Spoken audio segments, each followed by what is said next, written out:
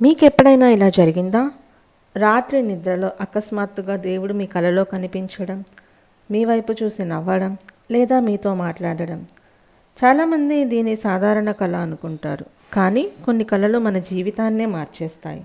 నమస్తే అందరికీ, మీరు చూస్తున్నది దుర్గా తెలుగు టీవీ. ఈరోజు మనం తెలుసుకోబోతున్నాం, కళలో దేవుడు కనిపిస్తే దాని అర్థం ఏమిటి? అది నిజంగా దైవ సంకేతమా అని.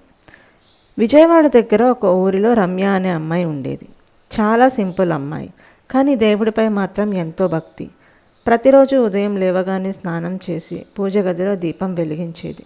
అమ్మవారికి పూలు పెట్టేది. శుక్రవారం ఉపవాసం ఉండేది. ఆమెకి ఒక నమ్మకం, ఎంత కష్టం వచ్చినా దేవుడు వదిలిపెట్టడు అని. కానీ ఒక సమయంలో ఆమె జీవితంలో సమస్యలు మొదలయ్యాయి.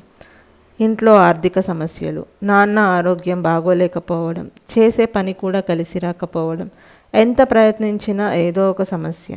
అందరూ ఆమెకి ఒకటే చెప్పేవారు, ఇది నీ అదృష్టం అని.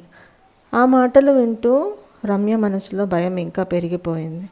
ఒకరోజు రాత్రి ఇంట్లో అందరూ పడుకున్నాక రమ్య ఒక్కతే పూజ గదిలో కూర్చుంది. దీపం ముందు కూర్చొని కళ్ళల్లో నీళ్లతో దేవుడిని చూసింది. అప్పుడు ఆమె ఒక్క మాట అడిగింది, దేవుడా, నేనేం తప్పు చేశాను? ఎందుకు నా జీవితంలో ఇన్ని సమస్యలు అని ఏడ్చింది. ఆ రోజు రాత్రి ఆమె చాలా బాధతో నిద్రపోయింది. మధ్యరాత్రి ఆమెకి ఒక విచిత్రమైన కల వచ్చింది. ఆమె ఒక పెద్ద దేవాలయం ముందు నిలబడి ఉంది. చుట్టూ ఎవరూ లేరు, కానీ దేవాలయం మొత్తం వెలుగుతో ప్రకాశిస్తుంది.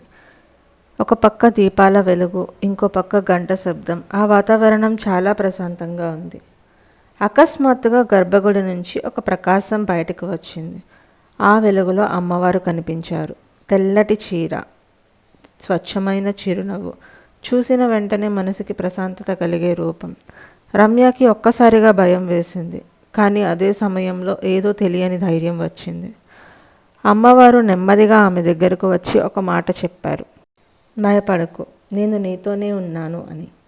అంతే, రమ్య కళ్ళల్లో నీళ్లు వచ్చాయి. ఆమె మనసులో ఉన్న భయం ఒక్కసారిగా తగ్గిపోయింది. ఉదయం లేవగానే ఆమె మనసులో ఒక ప్రశాంతత. సమస్యలు వెంటనే మాయం కాలేదు, కానీ వాటిని ఎదుర్కొనే ధైర్యం వచ్చింది. కొన్ని రోజుల తర్వాత ఇంట్లో పరిస్థితులు కూడా మెల్లమెల్లగా మారడం మొదలయ్యాయి. ఆ రోజు నుంచి రమ్యకి ఒక నమ్మకం వచ్చింది, దేవుడు ఎప్పుడూ మనతోనే ఉంటాడు, మన చుట్టూనే ఉంటాడు అని. చాలామందికి ఇలాంటి అనుభవాలు ఉంటాయి. కలలో దేవుడు కనిపించడం అంటే ఏంటి అని. కలలో దేవుడు కనిపించడం అంటే మనసుకి ఒక ధైర్యం ఇవ్వడం, ఆశ చూపించడం, మనం ఒంటరిగా లేము అని చెప్పడం. దీన్నే ఒక దైవ సంకేతంగా భావిస్తారు.